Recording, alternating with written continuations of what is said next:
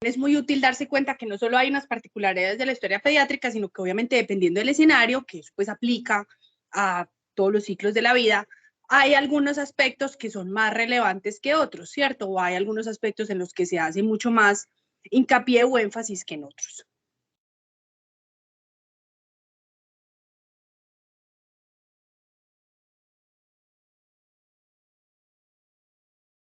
Gaby, ¿Nico va a presentar algo primero o vamos nosotras entrando?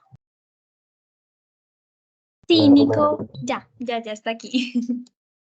Están arrancando la reunión. ¿Me escuchan bien? Te oímos un poquito Hola. como confusito. Regálame un momento, por favor. Se escucha como lejos.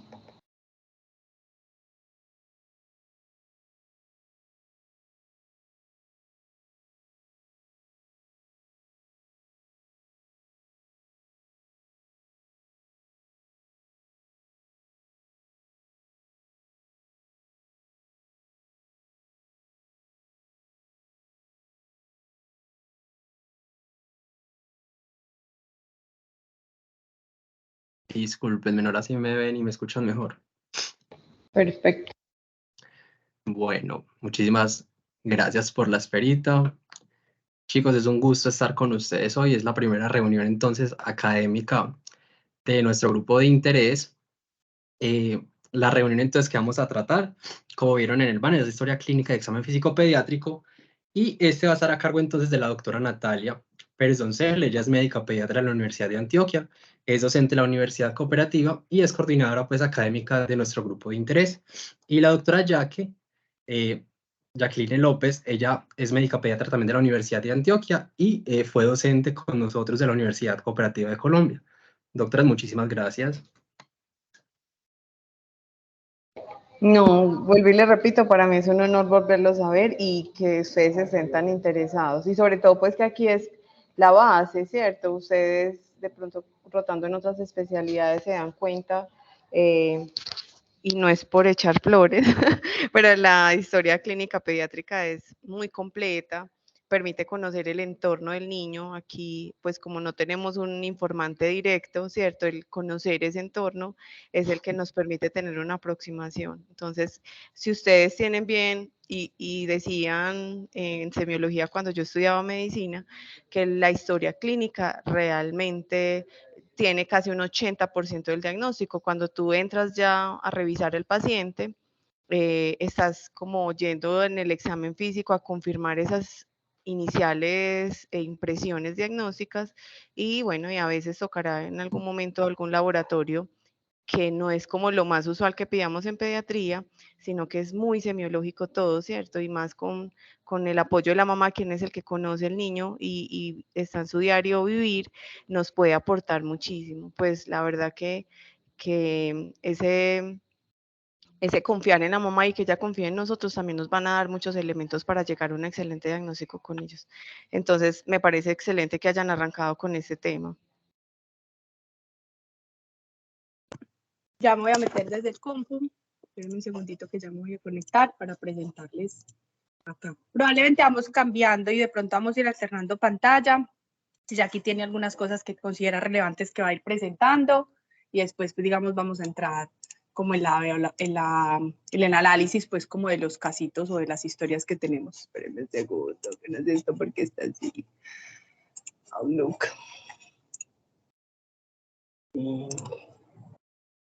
Un segundito.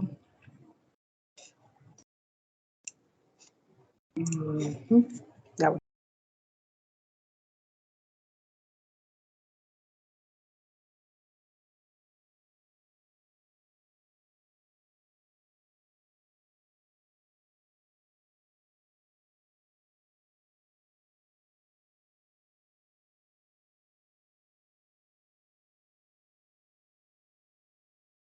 Si quieres, Nati, entonces voy compartiendo lo de las generalidades.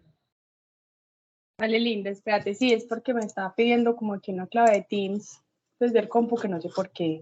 Ya voy.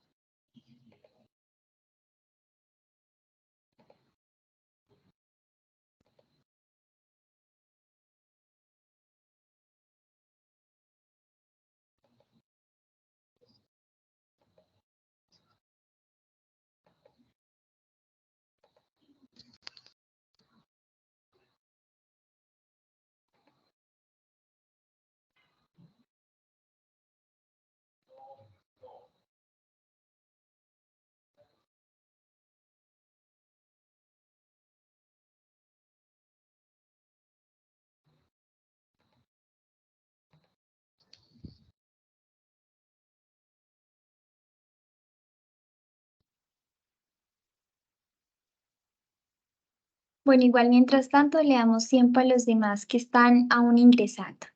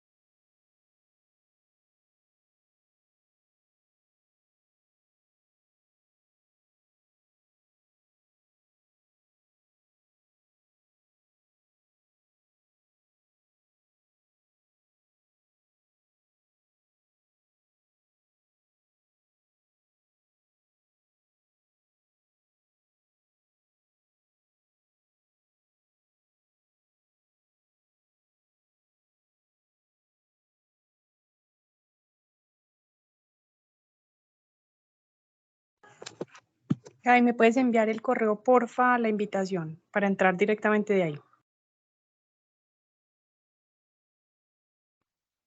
Listo, profe, ya voy a mirar con Nico, que fue el que Dale, hizo Doc. la Sí, recita, ¿sí? ya te lo estoy enviando, Doc. Dame un momentico, por favor.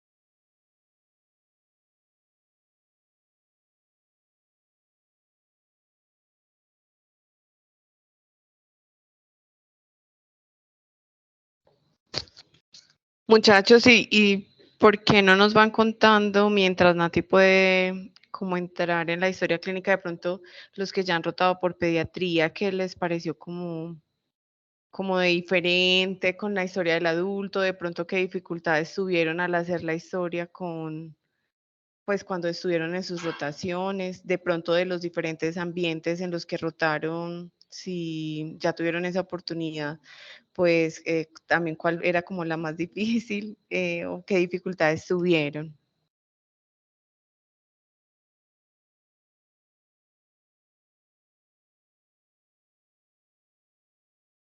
Bueno, Doc, pues enfrentarse al paciente pediátrico en sí es difícil, pues es complicado porque no toda la información sale como del paciente, sino de los familiares y queda como difícil abordarlo en sí. Pues ya directamente con la historia clínica también es más complicado, creo yo que se hace más complicado en relación a los antecedentes, porque venimos como acostumbrados a hacer una historia clínica de un adulto que simplemente son como los antecedentes patológicos, farmacológicos, de trauma, y si eso, los sociales, que es rara vez se indagan en los sociales con el paciente adulto. En cambio, en el paciente pediátrico, pues aquí se adquiere más relevancia como con quién vive el niño, cómo vive el niño, cómo habita, cómo duerme, cómo se alimenta. Son cosas que en realidad al momento de hacer las primeras historias clínicas pediátricas uno pasa por alto, además del neurodesarrollo y esas cositas que uno queda como al momento de presentar sus primeras historias clínicas le dicen, hey, pero te faltó toda, como todos los antecedentes que uno no está acostumbrado a preguntar o a indagar ese tipo de antecedentes. Entonces es como lo que más se complica en los pacientes pediátricos en la historia clínica con eso. Ay, Nicolás, muchas gracias por tu aporte, porque la verdad que sí, e incluso pues cuando uno empieza, ustedes lo están viviendo pues como en esta preparación de médicos generales, pero incluso en la residencia también. Pero ahí como por tomando en partes lo que tú dijiste, yo pienso pues que un tip que les puede ayudar mucho, lo primero muchachos es consideren que ese niño también tiene voz y voto, porque me ha pasado que muchas veces los ignoran, bueno, se enfocan mucho en la mamá, pero si ustedes desde la entrada, ¿cierto? Los saludan, se agachan, o de pronto esa mamá viene con ese bebé en brazos y ustedes empiezan a hacer una empatía, ay, este bebé, ¿cómo se llama?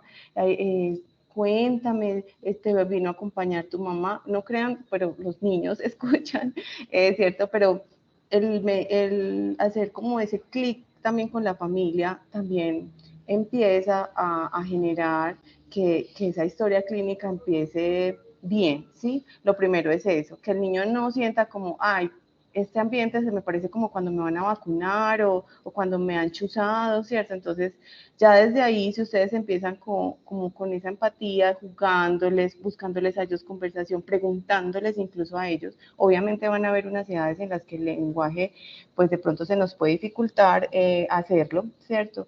Pero es simplemente el hecho de ver que yo no te voy a hacer daño, ya ahí abre la puerta, ¿sí? Ahorita mencionabas como esto de los antecedentes perinatales, pues esta parte de los primeros mesecitos, incluso, pues yo les digo muchachos, lo ideal incluso sería también preguntar antes de concebirlo, también cómo de pronto se pudo preparar esa familia o en qué ambiente estaba formándose esa pareja, ¿cierto? Porque acuérdense que incluso hay una línea ahora de epigenética que nos habla mucho de que pues yo puedo tener una carga genética, pero el ambiente influye mucho. Entonces, puedo tener unos abuelitos que fueron diabéticos, pero mis papás hicieron ejercicio, mis papás no fuman, mis papás tienen unos buenos estilos de vida y puede que esos genes no se expresen, ¿cierto? Entonces, yo siempre les digo, es como ustedes ser los investigadores de recopilar esa historia desde el principio. Y lo que ustedes van a ir aprendiendo en el transcurso de la carrera, saber de pronto que el hecho de haber nacido por parto vaginal me da una mejor microbiota, el hecho de yo también recibir lactancia materna me va a proteger contra no solo infecciones, sino contra cáncer, es decir, entonces esos daticos que yo tengo que ir conociendo y por ejemplo, de cuando estén en gineco van a ver que en cada uno de los trimestres van a haber unos riesgos, que como pediatras y ustedes como médicos generales viendo unos niños, también indagar los que hubo o no de esos de riesgo para yo también prepararme, bueno, entonces este bebé es lo otro que lo va a buscar. Por ejemplo, no sé, esa mamá le dio, no sé, sífilis en el embarazo. Ay, bueno, entonces en el examen físico yo voy a buscar de pronto unos estigmas de sífilis, ¿cierto? No sé, como cositas así. Pero cuando tú empiezas a hacer como un recuento histórico, y puede que a veces que también que surja como muy natural. Las mamás a veces son difíciles de concentrar, pero yo voy tomando datos, puede que al principio le permita hablar a ella, a veces el tiempo pues en las EPS nos puede limitar, pero si ustedes van como también tratando de reconstruir una línea del tiempo, ¿cierto? También les va a permitir a ustedes tener una conversación fluida con ellos, no necesaria. Y devolvámonos. Ay, bueno, vení. Y entonces te entiendo que tu hijo sufrió una bronquiolitis a los 6 meses, pero entonces desde el nacimiento a los 6 meses no ocurrió algo nuevo, ¿cierto? Entonces ahí ustedes pueden hacer otras preguntas adicionales que les permiten como ir como añadiendo cosas a esa historia clínica para que por medio de esa colchita de retazos, ¿cierto? Pero que ustedes ya en su mente tienen una estructura, les permitan hacerlo muy completo. Con respecto al neurodesarrollo, yo siempre también les sugiero, antes de preguntarlo o incluso evaluarlo, échenle una mirada a ese niño desde que entra hasta que yo lo voy a empezar pues como a evaluar, o que incluso que se va, porque desde ahí ya uno tiene como muchos elementos. Por ejemplo, pues yo para poder aprender a caminar, yo primero tuve que aprenderme a sentar, ¿cierto? Y para sentarme tuve que tener control cefálico. Entonces, muy posiblemente yo esté viendo un niño caminando, ¿cierto? Estos otros hitos ya se tuvieron que lograr, pero entonces usted también ahí muy conversadito, ay, ya camina, ya que aprendió a caminar. Jerónimo, por ejemplo, los dos, y entonces gatear, ¿cierto? Ay, porque bueno, está muy bien en esa época, ¿cierto? Entonces, es una historia clínica que a la vez de que tiene muchos elementos, te permite conocer muy bien el niño y determinar también qué riesgos puede tener, ¿cierto? Pero yo pienso que el hecho de ustedes entablar una muy buena relación y ser muy observadores, porque vuelvo y les digo, el niño es muy, de pronto por temores, de pronto por el tiempo, puede que no les dé como un panorama, pues, en sus propias palabras, ¿cierto? Pero ustedes sí, con la observación se pueden coger muchos detalles. Y como les digo, ya el resto lo completaría pues como la familia. Cosa difícil me parece es cuando viene un cuidador que no es la mamá y que de pronto no tiene mucho contacto con el niño, ahí sí es muy complicado. Yo en mi caso, por ejemplo, me toca llamar a la mamá. Yo, bueno, cuéntame, pues, ¿qué fue lo que te dijeron? A veces traen hasta papelito y a veces, venga, llamemos a esa mamá y indaguemos un poquito más. Me toca, pues, porque es que o si no, ¿de dónde lo obtenemos, cierto? Pero pues súper importante, yo pienso que tú recogiste las principales dificultades que tenemos a la hora de enfrentarnos en una historia clínica. Ay, Nati, acá estábamos charlando un poquito, que nos estaban contando. ¿Me escuchan? Sí, Nati, perfecto. ¿Me escuchan bien? Ay, qué pena, no, es que se me desconchifló el computador, entonces si no tenía ID o si no hacía parte del grupo no me dejaba entrar. Perfecto. Ay, Jackie, muchas gracias. Termine la idea y compartiendo. Sí, pues no, uno de los truquitos que también hago, sobre todo en el examen físico, que es cuando de pronto ellos tienen mucho miedo, es también que uno al principio puede empezar esa evaluación, puede que no sea en orden pues el examen físico, pero al principio esa evaluación puede ser en las piernitas de la mamá, con el bebé cargadito pues en los brazos de la mamá. Y también ellos les genera mucha confianza cuando tú les muestras o les describes qué es lo que va a pasar. Incluso yo muchas veces les digo a las mamás, traten de jugar con ellos también al doctor en la casa, días antes de la cita explíquenles qué va a suceder. La anticipación ayuda mucho a bajar como esa ansiedad, esa tensión, pero también cuando yo se lo explico, mira mi amor, este es un anillito con el que vamos a medir la oxigenación, por ejemplo. Mira, se lo pongo a mamá y no pasa nada, le estoy explicando y le estoy demostrando que no pasa nada. Ahora sigues tú, ¿sí? Ven. Pues eso le va a generar más confianza, ¿cierto? Entonces vuelvo y les digo, cuando ustedes les explican, cuando los tienen en cuenta, cuando los miran, ustedes se ponen a ese nivel, eso también ayuda muchísimo. Y como les digo, la empatía es fundamental para ustedes hacer una historia clínica, ¿cierto? Porque, bueno, entonces, este doctor sí me está escuchando, sí me está prestando, me mira, incluso porque a veces están metidos en el computador. Entonces, bueno, yo también le quiero contar más cosas, ¿cierto? Entonces, esa puede ser como un buen punto de partida. Súper, bueno, aquí hay una parte como de generalidades y pues igual, mire que nos podemos quedar como conectados, pues creo que podemos quedarnos viendo la carita, que me parece muy bien. Ahí lo están viendo todos. Sí, profe, se ve perfecto. Sí, perfecto. ¿Se ve grande o se ve pequeño? Porque a mí se me ve pequeño, pero creo que es porque puedo señalar, escribir. Es que creo que eso fue lo que pasó. Se me actualizó la aplicación y por eso no me dejaba entrar. Bueno, entonces como ya aquí les decía, digamos que lo primero es como recordarles a ustedes y yo creo que eso se va a volver ahora algo como a lo que le vamos a hacer mucho más hincapié desde la medicina en general, y es que el oficio médico puede llegar a ser o no reemplazable en la medida en la que nosotros conservemos la conexión, digamos, como la humanidad, ¿cierto? que incluye, digamos, el acto médico.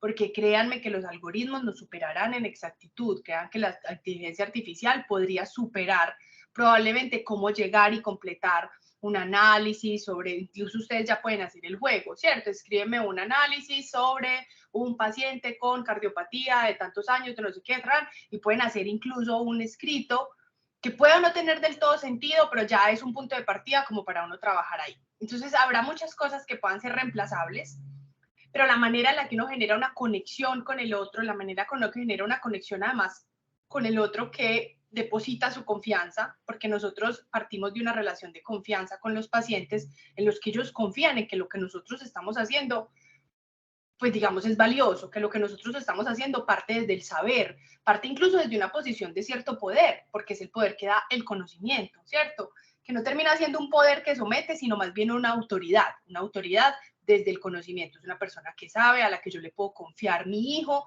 la vida de mi hijo, las dudas que tengo sobre mi hijo, en el caso, digamos, de pediatría. Y es súper importante tener presente que todo lo que usted escriba, pues digamos que queda para siempre, ¿cierto? Lo que usted apunte ahí queda para siempre. Y lo que no apunte también, ¿cierto? Es que yo pensé, no sirve lo que usted pensó, sirve lo que usted realmente consignó en la historia. Entonces, legalmente, ¿cierto? El profesional debe pensar que la historia clínica deja de ser una propiedad exclusiva solamente del médico y de la absoluta reserva, ¿cierto? Sino que ya, digamos, entra también a ser parte en el que el paciente tiene que estar informado sobre su historia clínica. Los derechos de los pacientes se ejercen a través de la historia clínica. Entonces uno también tiene que tener eso en la cabeza cuando escribe, ¿cierto? Yo no estoy escribiendo para mí, estoy escribiendo para todas las personas que pueden tener acceso a este documento, que es un documento legal. ¿Tienen alguna pregunta hasta ahí? No, Doc, súper claro. El marco jurídico hace que uno haga historia clínica de forma obligatoria. Nosotros tenemos que consignar, tenga o no tengo tiempo, eso a nadie le importa si usted le dieron los 20 minutos y no le dieron. A veces le toca uno quedarse más tarde y completar la historia, a veces le toca uno parar un momentico, espéreme un segundito señora, ya le voy a ordenar esto y tengo que consignar la historia, porque eso es un registro obligatorio, ¿cierto? Siempre, siempre, siempre lo tenemos que hacer. Y además estamos, digamos, como obligados a diligenciarlos con claridad. O sea, pues ya casi nunca tenemos historias clínicas manuales, ya la mayoría de las historias clínicas se hacen de forma digital, incluso con formatos que favorecen pues como la agilidad para poderlo consignar, pero debe tener la posibilidad de que quien viene a revisarla también la pueda entender, ¿cierto? Y que se pueda, digamos, hacer como una atención continua, sea en el servicio de consulta externa, porque usted pacientes que vino en consulta y luego el que escribió anterior tiene que dejar una nota, sean los servicios de urgencias porque se entrega la ronda del paciente, sean los servicios de hospitalización porque se hace el seguimiento del paciente en la estancia, y en todos los servicios, sean los servicios de cuidado intensivo, toda persona que tenga acceso al paciente y tenga una interacción con el paciente tiene que dejar algo consignado.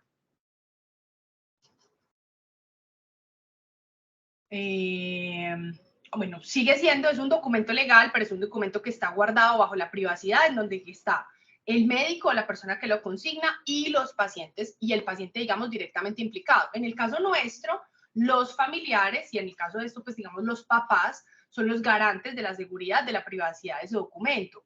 Pero la abuela, la tía, la prima de Estados Unidos, que yo tengo un amigo médico que la quiere revisar, eso no se puede hacer. Eso no se puede hacer. Yo sé que estamos muy acostumbrados a pasarnos pantallazos en WhatsApp de las historias clínicas, a pasarnos una foto de esto de las historias clínicas. Y en algunos casos uno hace eso con fines académicos, ¿cierto? Como lo que vamos a hacer ahora. Pero realmente el deber ser, pues esto es un entorno académico y tiene una finalidad de aprendizaje. Pero en general, en la vida diaria, uno no le puede tomar un pantallazo que el hijo de la amiga está hospitalizado para yo mandarle a ver cómo está y qué pasó en la ronda de pediatría y qué dijeron de no sé qué, porque eso realmente, si a uno, pues si alguien lo quiere demandar a uno por eso, tiene todas las de perder, todas las de perder, porque no se puede hacer. Falsedad de documento privado como documento legal, digamos que está incluido dentro del Código Penal, en el que si usted escribe cualquier cosa que no sea cierta, como si hubiera escrito cualquier prejurio o calumnia sobre cualquier otro documento. Y usted no puede volatar una historia clínica, arrancar una hoja de evolución, yo más bien, porque este paciente nos tocó reanimarlo y a mí me tocó escribir después, entonces yo voy a poner que vinimos antes o después, o yo voy a quitar esta hoja para que no quede tanto así.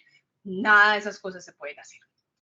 Esto aplica para pediatría y para el resto del ejercicio médico, para los que están incluso en terceros y cuartos semestres que están empezando. Tiene derecho a los trabajos de propiedad intelectual que haga con relación, digamos, a los documentos, incluso la historia clínica. Uno puede tener derecho a acceder a la historia clínica de los pacientes si va a hacer un trabajo de investigación con eso, ¿cierto? Y está contemplado por la ley de la ética médica y del secreto médico, que está definido, digamos, como dentro del secreto profesional. Volvíamos a lo que decíamos.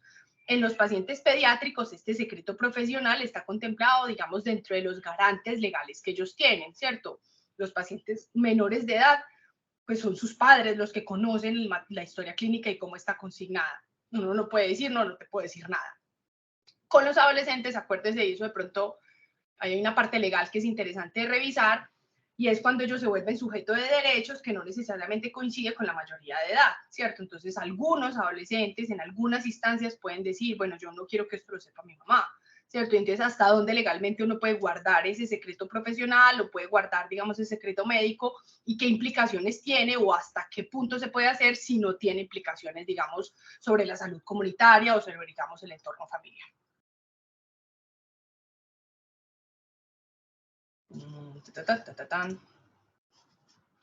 No puede ser entregada a cualquier persona, tiene que tener una autorización expresa y las causas válidas para dar información, inclusive al paciente, tienen que estar contempladas por ley. Al enfermo, ¿cierto? Que es el que estrictamente le concierne.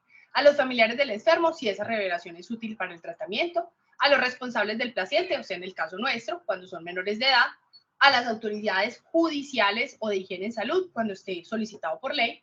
Y a los interesados por defectos físicos irremediables o enfermedades graves infectocontagiosas que pongan en peligro la vida del cónyuge o la descendencia. O sea, cuando hay una situación de tal magnitud y gravedad en la que se debe, digamos, revelar la situación, o sea, porque es de interés de salud pública, porque realmente, por ejemplo, es algo congénito que uno tiene que, digamos, citar la familia o hacer una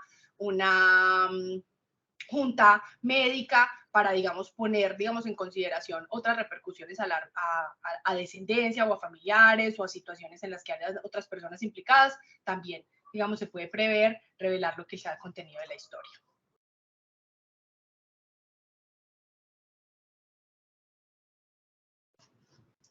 Es un instrumento que nos permite cumplir con el objetivo de establecer un diagnóstico, proponer acciones en busca de una solución. Y esto es súper importante porque teóricamente es para lo que uno escribe, ¿cierto? Uno primero hace una elaboración, digamos, de una aproximación general, ¿cierto? De por qué viene esta persona, para qué viene, cuál es el problema que me está contando, y ese problema con qué se puede relacionar con algo que yo conozco o que considero que hace parte de un diagnóstico sindromático o que hace parte de un diagnóstico específico y qué voy a hacer con eso, ¿cierto? Porque pues no solo me lo está contando para que yo lo sepa, sino para que yo tome una acción definitoria o una acción encaminada a darle respuesta. En el niño, además, digamos que a diferencia de otra etapa de la vida, hacemos un registro de su seguimiento. Nosotros acompañamos a los niños desde que nacen, y vamos escribiendo a ver cómo están, cómo les ha ido, cómo van creciendo, cómo va la secuencia de neurodesarrollo, cómo va la progresión a los indicadores antropométricos, ¿cierto? Y hace parte incluso de ese seguimiento integral.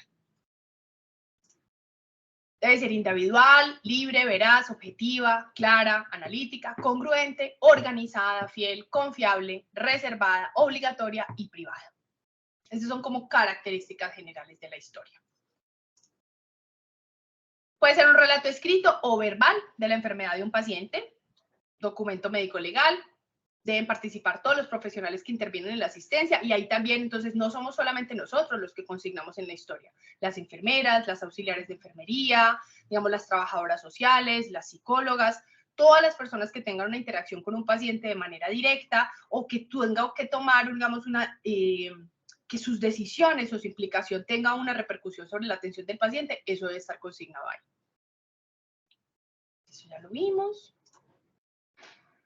La historia clínica tiene más valor para el diagnóstico que cualquier examen de más alta tecnología que se disponga. Y eso aplica hasta nuestros días, o sea, hasta ahora, en donde existen un montón de herramientas diagnósticas, en los que existe además, pues, digamos, todos los ejercicios de simulación que se pueden hacer para llevar, digamos, como al diagnóstico de un paciente, en el que existen un montón de ítems que usted puede llenar y scores y tablas.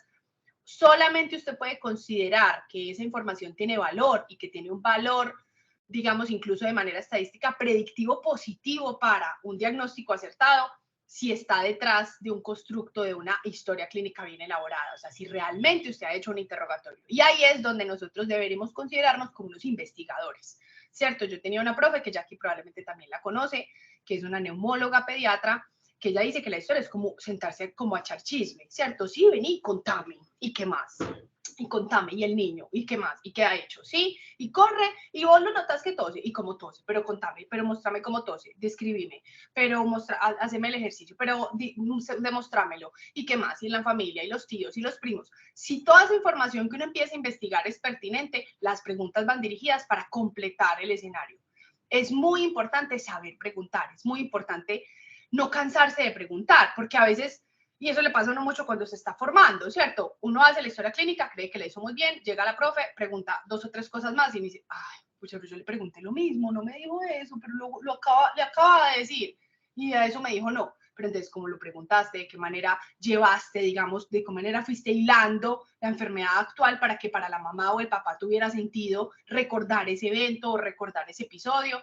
Porque a veces no es como que no quieran decir, es que no sé, se les olvida o no les parece relevante, pero en la medida que uno les va, digamos, construyendo la historia, ellos van diciendo, ah, sí, doctora, ya que usted lo menciona, hace un mes le pasó esto, y ahí a veces hay como unos datos, unas claves diagnósticas que son fundamentales. Esto ya lo pusimos, individualizada, con una información ponderada, en el caso nosotros, pues, digamos, con una tercera persona, basada en conocimientos suficientes y la experiencia. Es muy diferente la historia que yo hago en tercer semestre a la historia que yo hago como egresado, a la historia que yo hago como residente, a la historia que hago como pediatra, ¿cierto? Y así, ¿cierto? A medida que uno va adquiriendo experiencia, también se vuelve mucho más eficiente en la manera en la que recoge esa información y la consigna. Y por eso ustedes ven que a veces las historias empiezan a ser un poco más resumidas y concisas, y el valor mayor o a lo que más se le ha significado es al análisis, ¿cierto? ¿Usted qué pensó? ¿Qué pensó de todo esto que recogió? ¿Y qué es lo que usted consigna para que cuando llegue alguien y lea diga, ah, entiendo perfecto, paciente con esto, que se le ha hecho esto, que en este momento está en este estado, que ahora hay que tomar esta decisión y que está pendiente tal cosa? Ahí está resumido lo que yo necesito que el otro sepa. Con una actitud positiva, lo que ¿alguien quiere decir algo? Pues súper importante que las personas sientan como que es un entorno seguro, que es un entorno amigable, que es un entorno respetuoso para hablar, porque finalmente usted viene a contar cosas pues que solamente le cuenta a su médico o que considera que se van a quedar en ese espacio cerrado de atención, ¿cierto? Entonces garantizar ese respeto, ver a las personas a los ojos, no estar respondiendo el celular, no hablar detrás de la pantalla del computador. A veces en las consultas, el consultorio de las consultas externas, el computador del consultorio tapa los ojos del médico y el médico escribe detrás de la pantalla y la otra persona está atrás y como que son como, ¿a quién le hablo? A la pantalla, a la pared, porque las personas ni siquiera se ven. Yo creo que eso es real, o sea, hay 15 minutos para atender a alguien, hay 15 minutos para recuperar la historia, tengo que llenar los 600 formatos, eso es verdad. Pero en la medida que uno haga un ejercicio en el que uno también disfrute más el ejercicio, salude, pregunte y se sienta cómodo y conforme con lo que está haciendo, pues digamos que también va a cambiar un poco la forma en la que uno dinamiza lo que ya está establecido en el sistema, que a veces es difícil de combatir. Completa y detallada, correcta y exacta, y esto es súper importante, sin prejuicios. En pediatría lo noto yo, lo sé, lo he visto, lo veo a veces con los residentes que tengo al lado, lo veo a veces con los estudiantes. Uno tiende es como a cree, por esa misma posibilidad, digamos, de sentirse en una posición de autoridad, cree que puede regañar, como que puede regañar las mamás, que puede regañar los pacientes, como que uno se vuelve medio juez, ¿cierto? Y hay que tener mucho cuidado en la forma en la que uno se aproxima desde un juicio de autoridad. O sea, ¿qué vas a preguntar? A veces hay mamás que uno se encuentra que de pronto no han tenido los cuidados adecuados. A veces hay mamás que uno se encuentra o papás que uno se encuentra que no consultaron de manera oportuna. A veces hay familias que uno dice, no podrían estar haciendo mejor respecto a esto y a esto. Pero detrás de ese, yo considero que lo deberían estar haciendo mejor o yo considero que lo deberían hacer así, hay un mundo entero, ¿cierto? Hay otros 4 hijos, hay un papá enfermo, hay una familia que se quedó sin trabajo, hay una familia migrante que apenas se está acomodando aquí, hay una limitación de formación, ¿cierto? Hay personas que no son, digamos, hay analfabetas, hay personas con una muy escasa formación escolar, entonces, pero mamá, yo te expliqué y te dije que hicieras esto. Te podía haber dicho, pero la mamá no entendió, no comprendió, no fue claro el mensaje, ella no hizo nada de lo que usted le pidió al principio.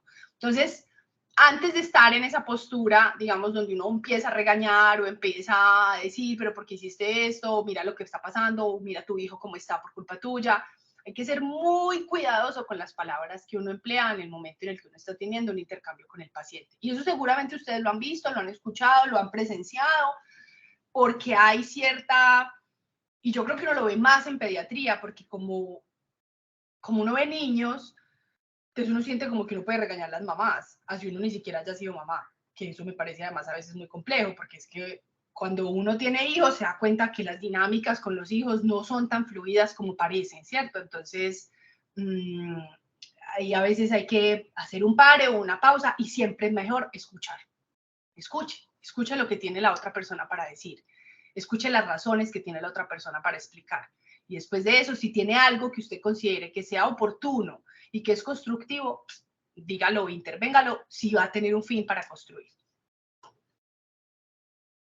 Jackie, si querés vas a decir cosas, si querés ir a, pues continuar con otra cosa, ir diciendo. Esto ya lo conocen ustedes, esto es común a las historias clínicas, digamos, médicas en general, siempre existe la identificación, el motivo de consulta, la enfermedad actual. Aquí un puntico en enfermedad actual y es que consideren que es crear un relato que tiene una secuencia histórica de hechos, un relato que debe tener una cronología, una lógica de eventos, ¿cierto? Yo tengo que tener un punto de partida que generalmente es hasta cuando el niño estaba bien, hasta cuando el niño está sano y a partir de ahí empezar a recrear el evento, empezar a contar cómo se ha dado la sucesión de los hechos. Con todos los síntomas uno hace sucesión de hechos. Si los síntomas coinciden en la misma temporalidad, entonces usted empezó con este y este, siguió con esto y esto, ahora tiene solamente esto y lo trajo por tal cosa que fue lo que lo empeoró, ¿cierto? La enfermedad actual, cuando uno la lee después, uno tiene que entender perfectamente cuál fue la línea de tiempo que se trazó en ese proceso de salud de enfermedad. En la enfermedad actual no va además el resto de los sistemas, ¿cierto? Entonces a veces uno ve que hacen como la mezcla. No, solamente en la enfermedad actual está lo que está relacionado con el motivo de consulta y yo después de ahí ya me devuelvo. Después existe la revisión por sistemas, donde es como una forma en la que yo hago una exploración complementaria, digamos, verbal, de cómo están otras situaciones. Y los antecedentes personales. Para nosotros los antecedentes personales van desde la etapa perinatal. Es poco probable que usted se encuentre en una historia clínica de adultos antecedentes perinatales, ¿cierto? Eso no lo encontramos. Pero en la historia clínica pediátrica, sobre todo en la historia clínica pediátrica, digamos, general, completa, de una exploración inicial, de un control o de una cita de pediatría, nosotros empezamos desde usted cómo nació, incluso desde usted cómo le fue en el embarazo, cómo fue el embarazo suyo, señora, cómo fueron los controles, usted qué ecografías hizo, cómo fueron los resultados de sus exámenes, cómo nació su niño, en qué posición, de qué manera, se quedó o no se quedó hospitalizado. Y nuevamente siguiendo una línea de tiempo, porque es una historia que fue pasando, ¿cierto? Después de que ya tenía un mes, no lo hospitalizaron neonatal, listo, y entonces lo han hospitalizado, ha tenido algunos eventos importantes, ha tenido enfermedades graves, y voy consignando lo que se considera relevante. Para nosotros, dentro de los antecedentes, están también toda la parte de inmunización, ¿cierto? Que, pues, digamos, puede estar acá, puede estar al final, pero está todas, o sea, todos estos antecedentes personales es todo eso. Antecedentes perinatales, desarrollo, hábitos, alimentación, patológicos, hospitalizaciones, cirugías alérgicos, inmunizaciones familiares, epidemiológicos que en algunas partes son relevantes y en otras situaciones puede que no, ¿cierto? Si yo estoy viendo un paciente con una fiebre sin foco, necesito el antecedente epidemiológico, usted dónde ha estado, dónde ha vivido, de dónde se vino, hace cuándo fue el último viaje, pero probablemente en un paciente que tuvo un trauma craneoencefálico que está en urgencias, pues en ese momento probablemente ese antecedente no sea pertinente o no sea fundamental explorarlo. Entonces no siempre hay que hacer toda la retahíla, siempre hay que hacer lo fundamental y después uno va haciendo atenciones dirigidas y completando la información con lo que realmente es pertinente para ese motivo de consulta. examen físico, impresión diagnóstica, diagnósticos diferenciales. Esto es importante y esta parte generalmente la junta uno cuando hace la parte, digamos, del análisis, ¿cierto? O sea, con toda esta historia que yo construí, con todos estos antecedentes de este paciente que pueden o no ser relevantes al momento de la enfermedad actual, yo considero que este paciente tiene esto, o esto, o esto, que está más a favor de esto y que lo que voy a hacer para contemplar, para continuar la exploración o para tomar una decisión o para hacer un planteamiento terapéutico es esto, ¿cierto? Entonces ahí hace uno como el resumen, que es lo que se conoce como análisis o plan. Preguntas hasta ahí. Quería pues sobre todo también hacer énfasis en de pronto estos punticos que nos pueden diferenciar de la historia del adulto. En la parte de hábitos, nosotros indagamos como por ejemplo por el uso de chupo o no, un poco de pronto ahí podemos hablar del sueño, ¿cierto? Las siestas, ese horario de sueño, ¿qué tal, cómo está? Si estamos haciendo...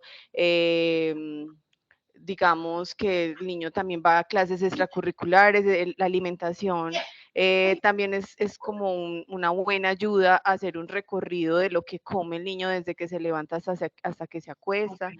Y es algo muy bonito porque también les va a permitir a ustedes dar recomendaciones adicionales a ese plan de tratamiento.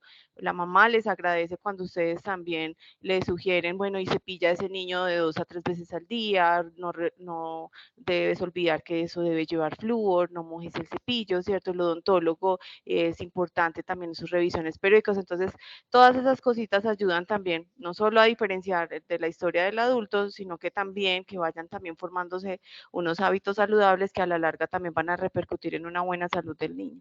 Del resto, miren que sí se parece mucho a lo de los adultos, pero esto de hábitos, esto de alimentación, el desarrollo psicomotor y los antecedentes perinatales y neonatales hacen mucho la diferencia. Y ustedes saben pues que somos muy incisivos en la parte de inmunizaciones, ¿cierto? Que ustedes se deben saber el carnet de vacunación, pues las vacunas al derecho y al revés. Porque no solo para verificar que sí las tengan completas, sino porque es que ahí también están haciendo prevención de enfermedades.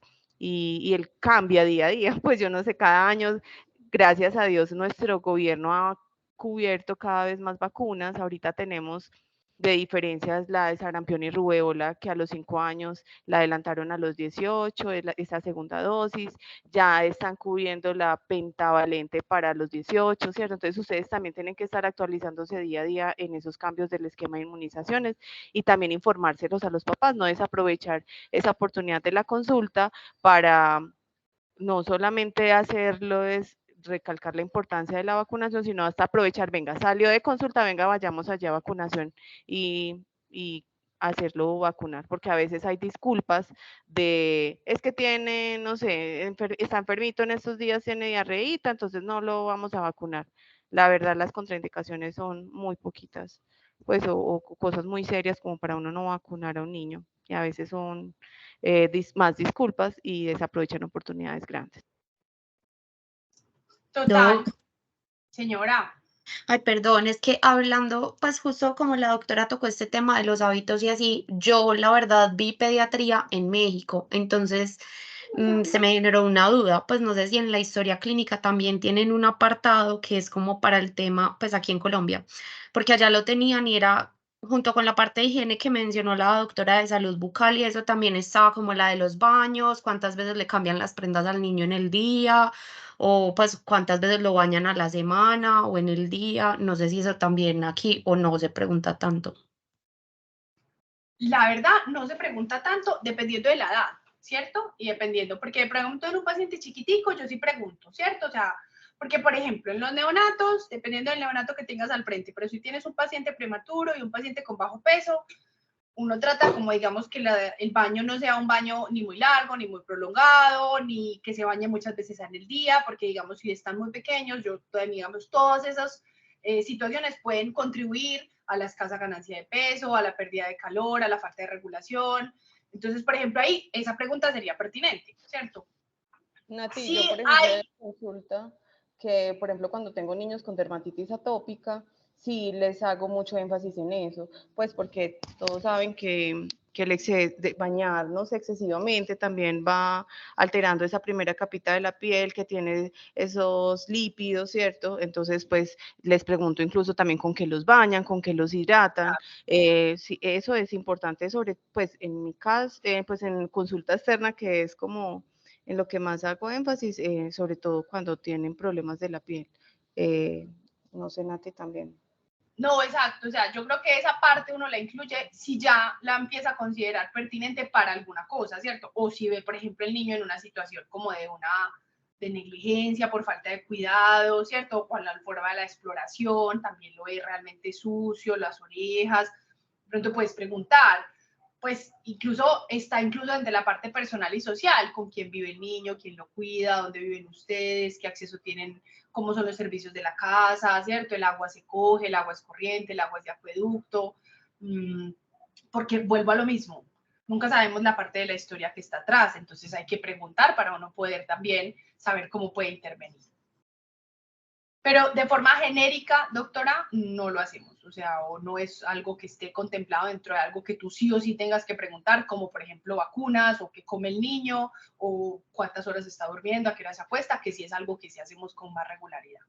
Listo, profe, gracias. Es que, pues, escuchándolas, yo creo que están más relacionados porque allá, pues, el sistema se maneja diferente y en el hospital en el que yo estaba era un hospital de gratuidad. Entonces, también, obviamente, la población que se va a atender y lo que nos llegaba puede ser, pues, como algo importante. Perfecto. Saben que la historia clínica va de acuerdo al ciclo vital, ¿cierto? Los neonatos, los lactantes y los preescolares, hasta los adolescentes, ¿cierto? Preescolares, escolares y adolescentes. Nosotros más o menos separamos neonatos menores de 28 o menores de 30 días, mirada aceptada menores de 28, lactante menor, ¿cierto? En los primeros, algunos dicen como entre los 6 a 12 meses, lactante mayor de 12 a 36, preescolar de 3 a 6 años, escolar de 6 a 12, y preadolescentes y luego adolescentes, pues que uno puede ya separar incluso adolescente, digamos, en adolescencia temprana, tardía, ¿cierto? Media y tardía.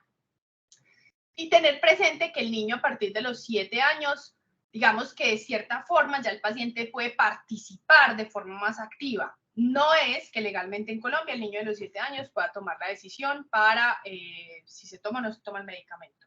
Esa decisión la toman los padres. Pero sí hace parte, digamos, ya del interrogatorio, o sea, uno, incluso como les decía ya, aquí desde más chiquitos, uno los involucra, les pregunta, ¿tú cómo estás? ¿Cierto? ¿Qué te duele? Lo importante es, por ejemplo, lo traigo porque le duele el estómago. Pregunte el niño, ¿cómo te duele? ¿Dónde te duele? Muéstrame dónde me duele. ¿Te duele como si tuvieras un balón caliente? ¿Te duele como si tuvieras alguien que te apretara? ¿Te duele todo el tiempo? ¿Te duele a veces? Porque el relato del niño tiene valor. Ya uno, digamos, va completando ese relato con lo que la mamá va diciendo, con lo que el papá va diciendo.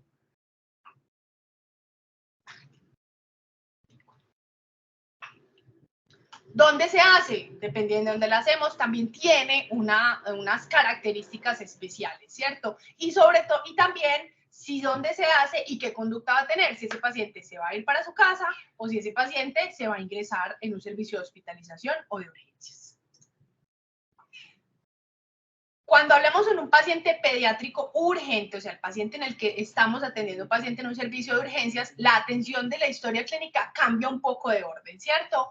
Y de pronto yo mantengo obviamente la parte básica, motivo de consulta, la enfermedad actual, motivo de consulta, la enfermedad actual, pero digamos que ya devolverme pues la historia personal y social, como todas esas partes, pueden construirse después, o sea, uno hace como una primera aproximación inicial y luego va complementando la historia de acuerdo a la información que necesite.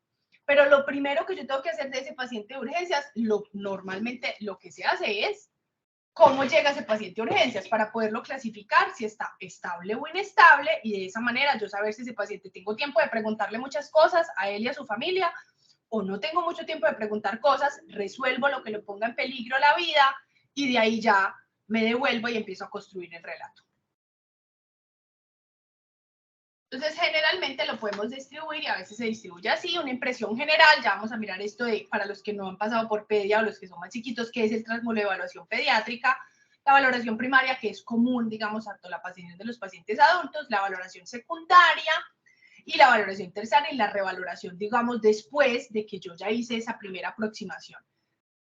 Estoy enfocado en lo que pone en peligro al paciente, estoy enfocado en el motivo de consulta, estoy enfocado en el por qué viene a un servicio de urgencias, ¿cierto? Y en ese momento, también, la primera momento en el que yo me aproximo a ese paciente, yo puedo decir, si ese paciente se ve relativamente bien, entra caminando por sus propios medios, sonriendo, conversando con la mamá, o si realmente se ve claramente enfermo.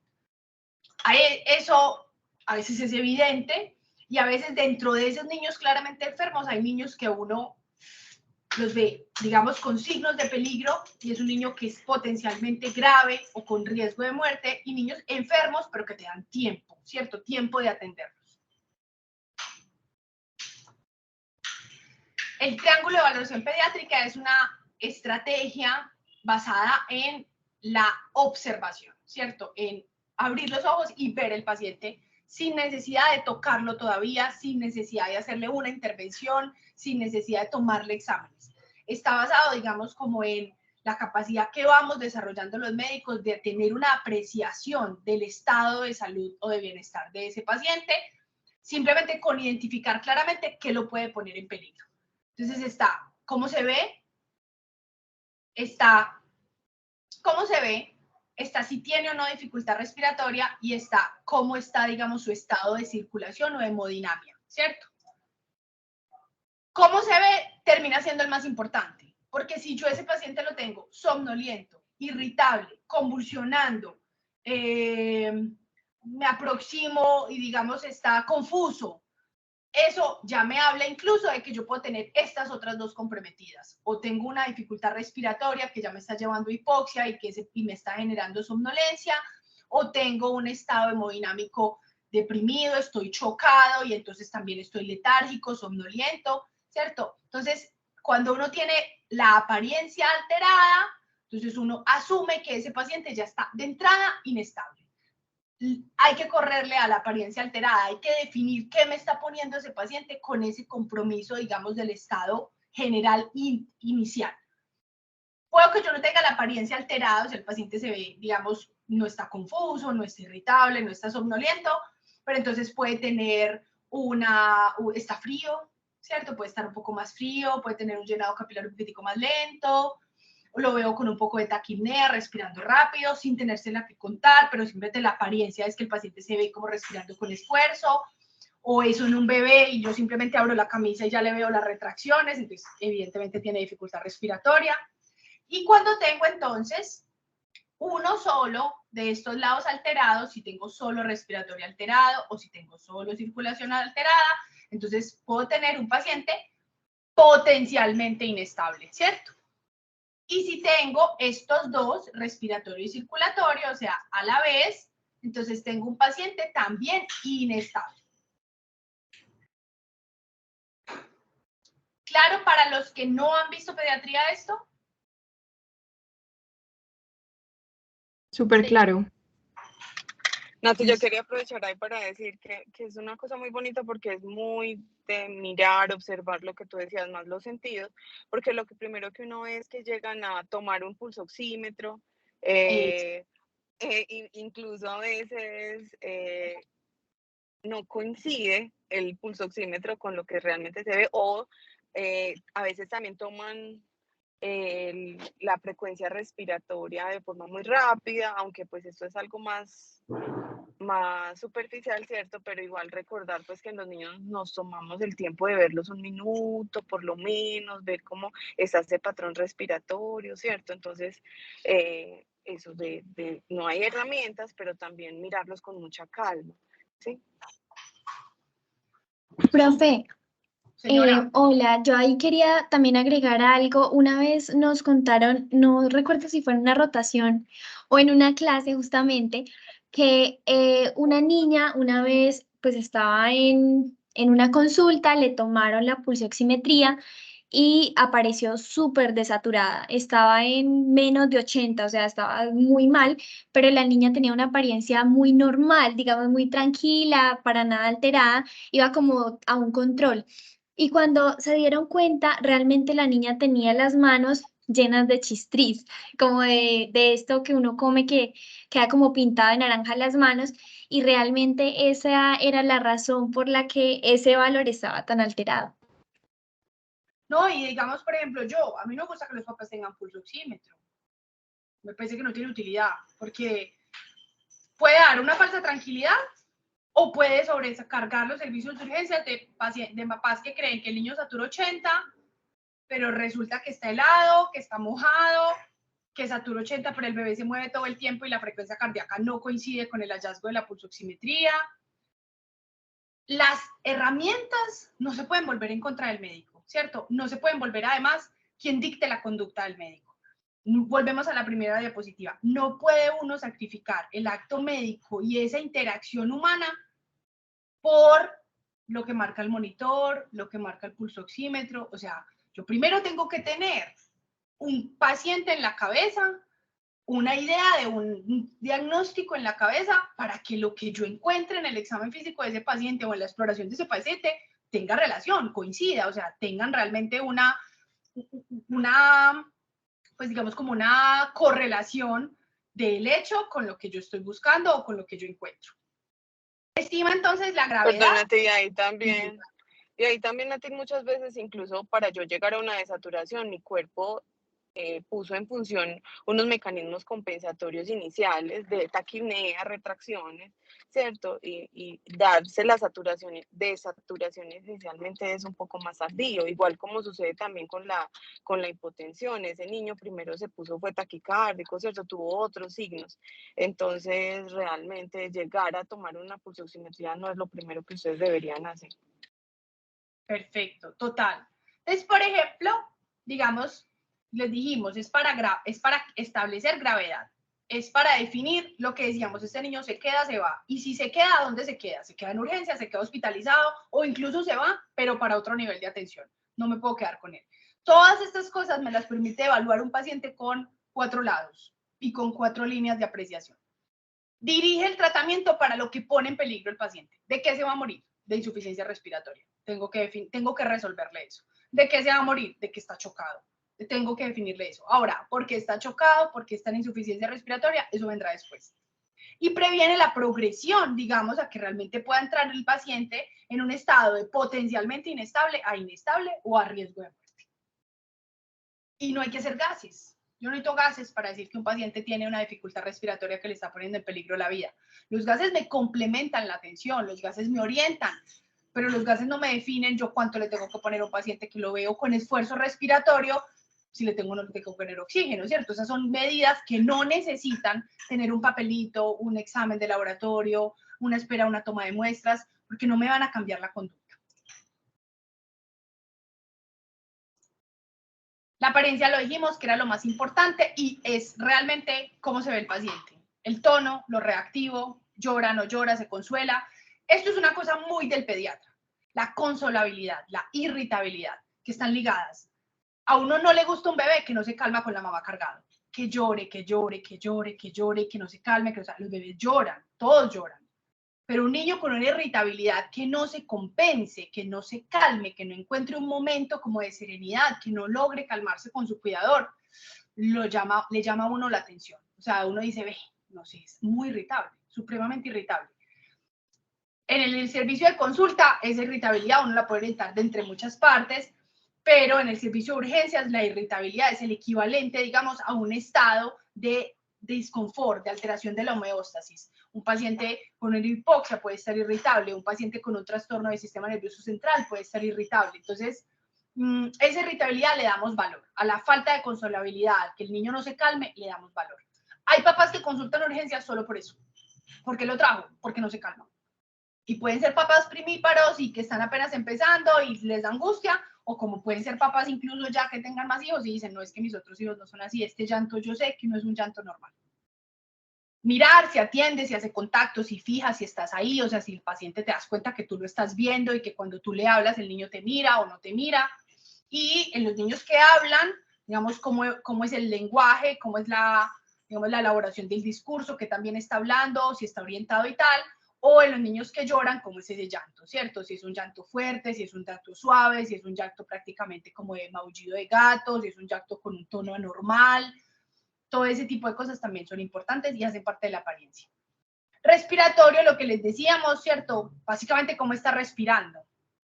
¿Cómo se ve que respira? Respira rápido, respira lento, respira con pausas, tiene un patrón normal, no tiene un patrón normal, se acompaña de retracciones, no se acompaña, y ahí incluso uno ve el color, ¿cierto? Está pálido, está cianótico, que se comparte con circulatorio.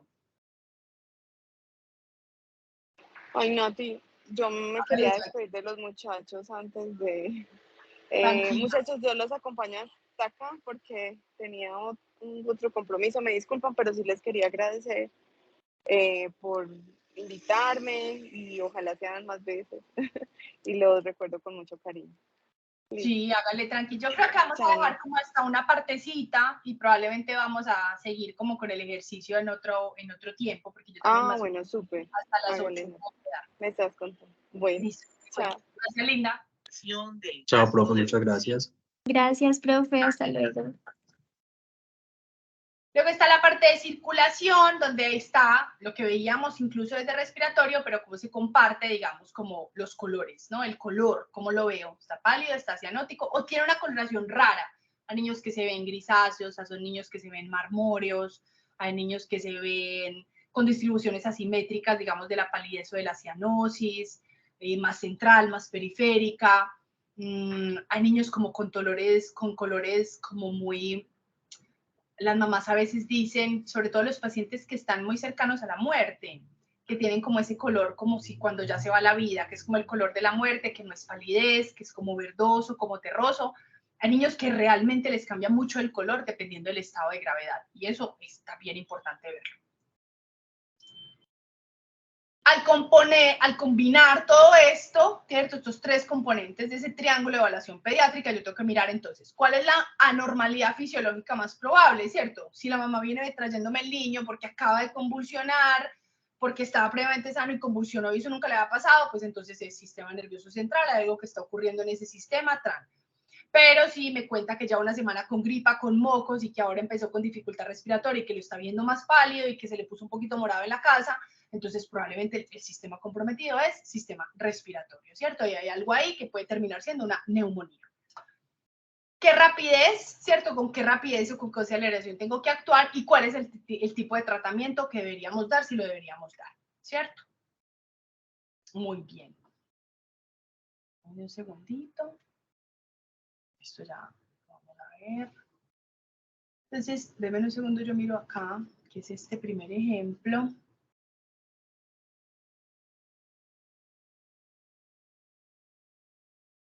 De este paciente.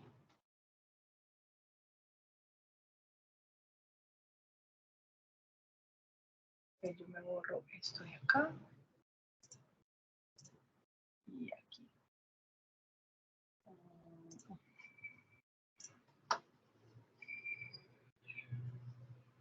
Entonces, bueno, motivo de consulta, todos lo conocemos, generalmente es una palabra, ¿cierto? O lo que la mamá dice, le pasó esto, o el papá dice, se cayó, se mareó, se puso pálida, está vomitando, tiene diarrea, está con dificultad para respirar, ¿cierto? Se puede poner en los términos de como lo dicen los padres, que generalmente es lo que más común hacemos, o se puede definir en una sola palabra, que es como lo que nosotros decimos, ¿cierto? Vómito, diarrea. Los antecedentes personales, ya digamos que los conversamos pues previamente cuando hicimos como el recorrido inicial. Muy importante acá, ¿cierto? Recordar siempre esto en neonatos y lactantes, niños más grandes, pues uno hace una pregunta más general, pero pues cuando el niño tiene 10 días de vida, 20 días de vida, yo tengo que volver lo más que pueda a esta parte, pues porque realmente con relación a esto es que pueden aparecer las cosas más importantes, ¿cierto? Ahí pueden estar las claves. Siempre preguntamos esto a veces se olvida, y sobre todo en un servicio de urgencias es muy importante saber si ya hay una alergia documentada. Hay efectos idiosincráticos a los medicamentos, pero es súper importante yo saber, ¿cierto? Si tiene una alergia documentada y en qué momento la tuvo, ¿cierto? ¿Cuándo qué reacción tuvo? ¿Fue brote? ¿Fue choque? ¿Fue anafilaxia? ¿Cierto? ¿Qué fue lo que ocurrió? Y esto ya dijimos como el estado de vacunación, que mientras uno se aprende el carnet, pida el carnet, ¿cierto? Y de hecho siempre hay que pedirlo. Muéstrame el carnet y ya yo reviso si están todas las vacunas puestas, cuáles están y cuáles faltan. enfermedad actual, síntoma principal, síntomas acompañantes, que hace parte de la revisión por sistemas. De todos los síntomas, uno hace esto. Inicio, duración, intensidad, frecuencia y qué repercusión tiene, con qué mejora y con qué empeora. Siempre, siempre. ¿Tiene fiebre? ¿Desde hace cuánto? ¿Cuánto empezó? ¿Cierto? ¿Cuánto lleva con fiebre? ¿Cuándo fue la temperatura más alta? ¿Cuándo fue la última vez que tuvo esa temperatura? Listo. ¿Cada cuánto le está dando fiebre? Todo el tiempo, todo el día, cada 4 horas. Listo. ¿Le da fiebre y sigue jugando? ¿O le da fiebre y está postrado? ¿Le da fiebre y desde que está fiebre no come, inapetente, no está con un cambio, digamos, de la apariencia del estado general? ¿Y con qué le mejora? ¿Qué le das? ¿Con qué lo tratas? ¿Con qué empeora? ¿Cierto? Siempre, con todos los síntomas. Preguntar bien es saber más. Entre usted mejores preguntas haga y de mejor forma las haga, más datos tiene. Exploración física, mirar al niño, desnudarlo. Yo se los digo mucho en las clases, los niños se exploran desnudos, con pañal, los lactantes mayores y menores y los que no controlan esfínteres, o sea, hasta los 2 años, y digamos con ropa interior, los niños y las niñas, preescolares, con siempre la presencia de los papás, con siempre el acompañamiento del acudiente, ¿cierto? Y ya, digamos, adolescentes y preadolescentes, no los exponemos completamente, ¿cierto? Ya digamos que los podemos dejar con su camiseta, los podemos dejar incluso con su pantaloneta. Si yo necesito hacer una exploración específica, entonces pregunto, ¿cierto? Te voy a levantar la camisa, te voy a quitar un momento la camisa, ahora te la vuelves a poner. Pero los chiquiticos uno los deja desnudos durante todo el examen físico. Siempre en compañía de alguien, siempre. Sobre todo además porque dentro de los pacientes pediátricos muchos vamos a hacer exploración de genitales, de zona glútea, de zona perineal, y eso hay que hacerlo. Así el niño venga sano. Yo en un lactante sano tengo que mirar en una niña si no tiene sinequias vaginales. Me la traen por crecimiento y desarrollo, pero yo tengo que mirar la vagina y mirar que no tenga sinequias vaginales porque las lactantes hacen eso. Si yo no hago esa exploración, pues no me la voy a encontrar, ¿cierto? Si yo no quito un pañal, no puedo mirar asimetría de pliegues inguinales, no puedo encontrar una hernia inguinal. Si yo no volteo a un niño sin pañal, no me puedo encontrar un agujero sacro. Entonces, siempre hay que explorar y hay que ir quitando. Generalmente uno el pañal no lo quita todo el tiempo, lo quita, lo guarda y lo quita de que lo vamos para pesar, sobre todo para pesar los lactantes, los pesamos incluso desnudos. Pregunta respecto a esto de la exploración. Y de desnudar. Independiente por lo que el niño venga. O sea, si el niño viene incluso por dolor de oído, generalmente te vamos a hacer un examen general y si tiene 2 años, mamá, quítale toda la ropa, doctora, pero es por el oído. Sí, pero nosotros hacemos un examen completico, todo el cuerpo, ¿cierto? Y así uno también, digamos, como que se pone en el ejercicio de revisar de forma cefalocaudal, ¿cierto? Cabeza, cuello, ganglios, ¿cierto? Estigmas, fístulas, masas, y voy bajando, voy bajando, voy bajando, y obviamente reviso el oído, que es el que le duele. Pero a veces en esa exploración sistemática y completa, yo me encuentro otras cosas por las que no consultó. Pues tiene dolor de oído, pero porque tiene, no sé, 7 años y tiene un hígado súper aumentado de tamaño. Nadie se lo había tocado antes. Y yo digo, este niño con este hepatomegalia tan raro, 7 años, ya no debería tener un hígado grande. Mamá, ¿alguna vez te han dicho algo del hígado? No, doctora, nunca en la vida. Es que de hecho nunca lo habían revisado. A veces pasa eso, no es que nunca lo habían revisado así. Entonces, hay cosas que uno a veces encuentra que no es lo que está buscando, pero que si lo hace de manera correcta, se lo encuentra. Profe, Dime. una preguntita. Esto, así como en el lactante revisamos al niño desnudo, ¿cierto? Para ver que no tenga de pronto alguna anomalía genital o algo así. En el adolescente, que entendemos pues que es como más pudoroso, es más penoso, es indispensable a todo adolescente que llegue a hacerle la escala de Tanner, o siempre la hago enfocado a la patología que esté sospechando si es necesario hacerla. El Tanner y la determinación de la exploración, digamos, o no, depende, ¿cierto? Si yo tengo una niña de 12 años, de 11 años, una preadolescente, que parte de la exploración es definir en qué estado madurativo está, le hago el Tanner y se lo hago directo, o sea, yo la observo, yo miro cuál es el Tanner. Si es una paciente ya grande, que yo sé que ya tiene menarca, que no sé qué, pero que es primera vez, y yo más o menos quiero establecer cuál es el estado como en el que está, lo puedo hacer por comparación. Yo le puedo mostrar la tabla y decirle, tus mamas más o menos de qué tamaño, sí, bueno, vello púbico en donde, como, aquí o aquí, doctora, entonces uno ya como que se hace como una idea. Pero, por ejemplo, incluso en una pubertad precoz, en alguien que yo estoy explorando, que me la traen porque tiene sudor apocrino y le han visto vello púbico, yo no puedo hacer TANF, tengo que ir y hacer el examen físico, ¿cierto? Pero si yo tengo una niña de 18 años que viene por cefalea, que ya la conozco, que es una cefalea de seguimiento, pues yo no le tengo que ir a explorar las mamas a esa niña, porque pues eso no en ese momento no es relevante, ¿cierto? Puedo hacer una exploración general, está sana, le puedo preguntar, tú te haces una exploración mamaria, te has sentido tus senos bien, durante la menstruación cómo se ponen, sientes masas, bultos, cosas, eso es revisión por sistemas. Si ella me dice sí, a mí incluso por acá me quedaría la duda, doctora, si me puede revisar, listo, yo ahí ya reviso de forma dirigida, ¿cierto? Pero entonces depende mucho de lo que estoy buscando y de la condición del paciente. ¿Queda claro? Listo, profe. Entonces, mire, por ejemplo, aquí hay como una especie de ejercicio sobre enfermedad actual, de qué le cuenta a uno mejor la historia, ¿cierto? Poner o no poner el nombre de los pacientes es una decisión muy personal. Yo generalmente no pongo, incluso no escribo el nombre de los pacientes en la historia clínica, lo pongo en la identificación, pero no pongo pues como Valentina, niña de, Juan Camilo, niño de, hay gente que lo usa mucho, eso depende mucho de la escuela. Creo que uno básicamente lo que hace es que encuadra dentro de un ciclo vital, ¿cierto? Lactante menor, lactante mayor, adolescente temprano, adolescente tardío, ¿cierto? Preescolar, de tantos años. Entonces, por ejemplo, este caso dice, niño prematuro, 32 semanas, síndrome de Down, cardiopatía congénita con una comunicación interventricular que se operó hace 3 meses, que toma captopril, betabetildigoxina, que estuvo hospitalizado hace 1 mes por neumonía, cuando le realizan una traqueostomía y una gastrostomía por trastorno de la succión de eglución. Ahora tiene fiebre y tos. Listo. Esa es esta historia, pero contada de otra forma. Juan conserva un estado de salud aceptable hasta hace 8 días. Desde este momento inicia con rinorrea acuosa, tos húmeda, se observa con incremento de las secreciones por la traqueostomía. Dice la madre que desde hace 4 días tiene fiebre alta y hace 2 días presenta vómito cuando se le administra con la alimentación por gastrostomía.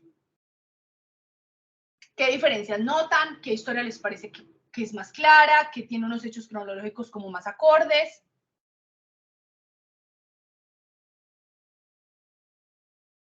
Esto es una enfermedad actual.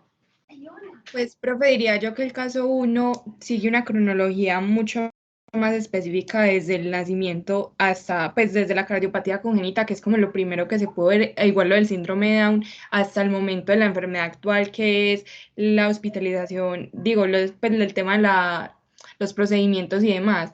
Pero en el caso 2 nos está hablando de la enfermedad actual, entonces, si hablamos de cronología, el caso 1 está muy completo. Pero en cuanto a la enfermedad actual, el caso 2 diría yo que también está completo. Claro, pero yo acá te pregunto, por ejemplo, ¿este niño hace cuánto está enfermo? ¿Desde que nació? Más o menos, pues. Tiene 32 semanas y desde ahí está enfermo. Pero cuando está más enfermo. ¿Por la cardiopatía? ¿O está enfermo desde que lo operaron? ¿O por la neumonía? ¿O la neumonía fue antes de que lo operaran? ¿O con la traqueostomía? Pero entonces lo que viene a consultar es por lo de la neumonía de antes o tiene que ver con la traqueostomía, ¿cierto? Como que si hay una información que me queda clara que es un paciente, no es un paciente sano, previamente sano, normal, no. Un paciente que tiene muchos, espérame un segundito, te van a caer de ahí y te van a morir. Te vas a ir por ese balcón y te vas a morir. Ya, perdón, es que tengo un gato chiquito que se hace en el balcón.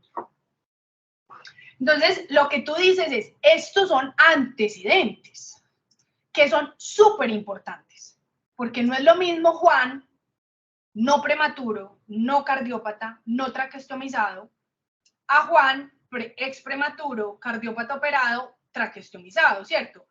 El Juan normal, que viene por 2 días de fiebre y tos, probablemente se vaya para la casa. Pero este Juan, independiente de cómo yo lo vea, no se va fácilmente para la casa, porque ya es un paciente con traqueostomía, que tiene síndrome de Down, que ya estuvo hospitalizado por neumonía. Entonces, yo necesito esta información, pero esta información la recupero en los antecedentes. Aquí, lo que yo tengo que contar es enfermedad actual. ¿Por qué viene este paciente hoy? ¿Qué es lo que lo hace venir hoy acá? ¿Qué lo descompensó? Teniendo presente lo que tiene, pero entonces eso está en los antecedentes. Sí, queda más claro. Sí, Doc, gracias. No estoy diciendo que esto esté perfecto, digamos, no es un caso ni siquiera mío, pero no digo que esté perfecto. Yo incluso pondría, digamos, como dentro de esa misma enfermedad actual, como una parte importante de que este es un paciente que hace un mes estuvo hospitalizado con neumonía porque es un paciente con síndrome de Down, cardiópata y traqueostomizado. O sea, yo necesito hacerme una idea de entrada que ese niño no es como un niño sano, común y silvestre. Pero no es pertinente ni adecuado poner toda la carga de antecedentes en la enfermedad actual porque usted se pierde. Mire, el último renglón es, ahora tiene fiebre y tos, y yo no sé hace cuánto tiene fiebre, cuánto fue la temperatura, qué tan horrible está la tos, cuánto lleva tosiendo, ¿cierto? Lo que realmente me compete en este momento. Exploración física es exploración física, con la diferencia, digamos, que en los pacientes pediátricos las frecuencias cardíacas son distintas de acuerdo a la edad, la frecuencia respiratoria es distinta de acuerdo a la edad, la presión arterial es distinta de acuerdo a la edad y la talla del paciente. Entonces tengo que tener presente esas tablitas que uno no se las tiene que saber, pero que hacen parte como de lo que yo exploro del paciente y lo tengo guardadito ahí, o lo tengo en hay muchas aplicaciones, para, mientras yo me familiarizo con qué es taquicardia, qué es taquipnea en un paciente pediátrico y de acuerdo a la edad, cuáles son sus frecuencias cardíacas máximas y mínimas, para saber pues que no es lo mismo los 70 y las 16 respiraciones de los adultos y los 110-70, porque no funciona así, es un poquito distinto. Luego en la parte de esto para nosotros se ha vuelto fundamental, clasificar nutricionalmente los pacientes, incluso desde el triaje. Hay una solicitud de modificación de las escalas de clasificación pediátrica en los servicios de urgencias, teniendo presente los indicadores antropométricos, porque eso te cambia el pronóstico de un niño. Una cosa es Juan, bien nutrido y con una relación peso-talla normal, y otra cosa muy distinta es Juan con peso para la talla en -3. Ya solamente eso hace que Juan no se pueda ir. Así viene por los mismos tos y los mismos mocos de la otra que vino antecitos. La clasificación antropométrica de los pacientes es obligatoria. Uno tiene que pesar y medir los pacientes al momento de ingresarlos en un servicio de hospitalización, en un servicio de urgencias, en un servicio de consulta. Usted tiene que documentar esos datos y se tiene que hacer de manera correcta, se tiene que hacer de la forma adecuada. Esto lo vamos a hablar un poquito más con Mónica, la otra profe con la que vamos a hablar lo de curvas en la siguiente charla, y hay que tener unas tablas y unos patrones de referencia para poder hacer la interpretación. Pero este dato es fundamental. Créame, caso de la vida real, paciente que se muere, a donde nos citan a la Dirección Seccional de Salud de Antioquia, a todos los entes que tuvimos participación de ese paciente. Era un paciente prematuro del programa Canguro, de la Clínica Bolivariana, que se había perdido hace un mes de las citas, se fue para su pueblo, consultó muchas veces por diferentes cuadros, que mocos, que diarrea, que cándida perineal, que no sé qué, pero resulta que ese paciente circulaba con muchos motivos de consulta, que su principal problema era la desnutrición.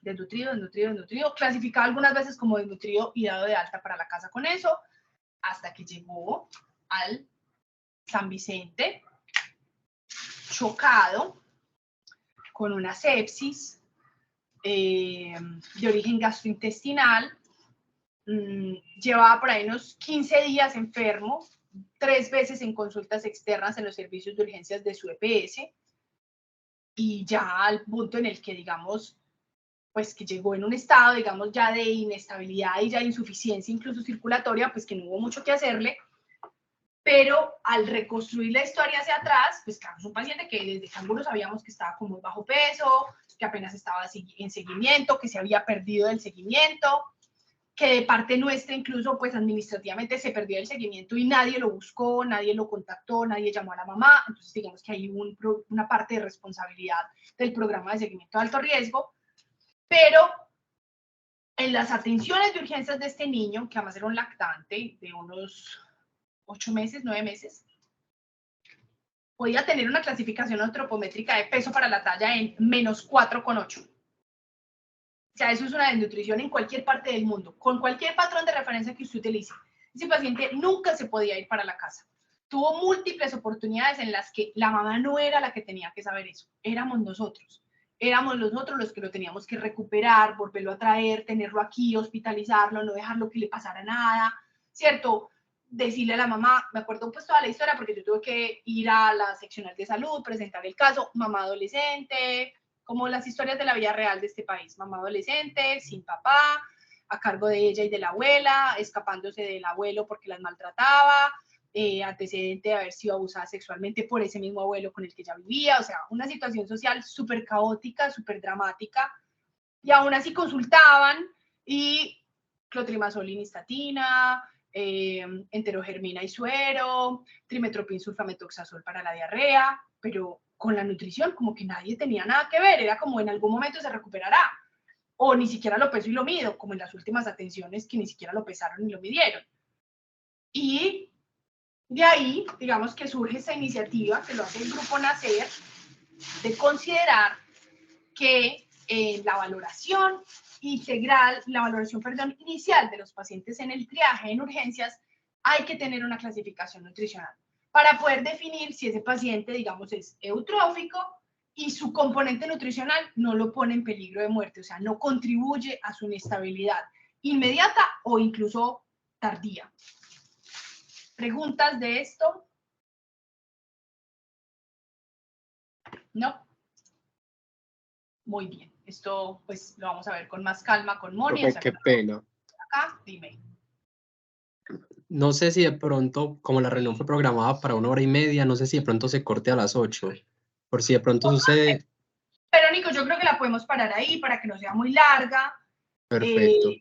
Podemos mirar, si Moni no puede el otro martes moverlo, hacemos con Moni lo de valoración antropométrica, que es muy pertinente porque hace parte pues incluso de toda esta creación de la historia clínica, y luego retomamos un poquito otra vez esta parte de historia clínica y hacemos los ejercicios de mirar las historias que nos compartieron los profes.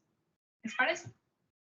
De una, Sí. profe, queda perfecto. Perfecto, profe. Entonces, no sé Incluso si pienso, profe, acá tienen preguntas, si hay otra cosa que quisieran conversar, si hay otra cosa que queramos añadir de cara a la próxima.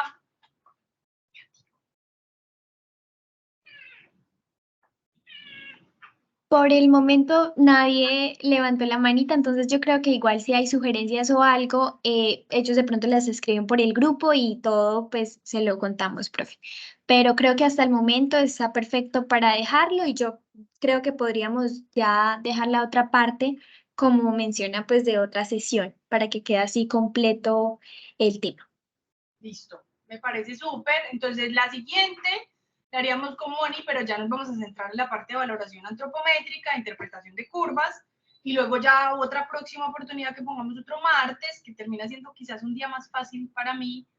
Ya miramos si buscamos pues de pronto entonces, pues, o jueves, que también es otro espacio en el que yo lo podría hacer. Terminamos esta parte de historia clínica. Listo, profe, perfecto. Muchísimas Perfecto. gracias. Bueno, De verdad ustedes, por el espacio, estuvo muy bueno. listo, no, ustedes que tengan una buena noche, que descansen ya. Gracias, profe. Gracias. Muchas gracias, profe. Chicos, muchísimas gracias. Muy bien, gracias. Doc. Hasta luego. Gracias, Cualquier pregunta, compártanla con Nico, sugerencias. Estamos, digamos, lo que yo les dije esa vez, es verdad, esto es como una construcción con ustedes, entonces estamos abiertos a lo que ustedes quieran sugerirnos o aportar. Que tengan una muy buena noche. Hasta Igualmente, profe, hasta luego. Luego. Chao, chao.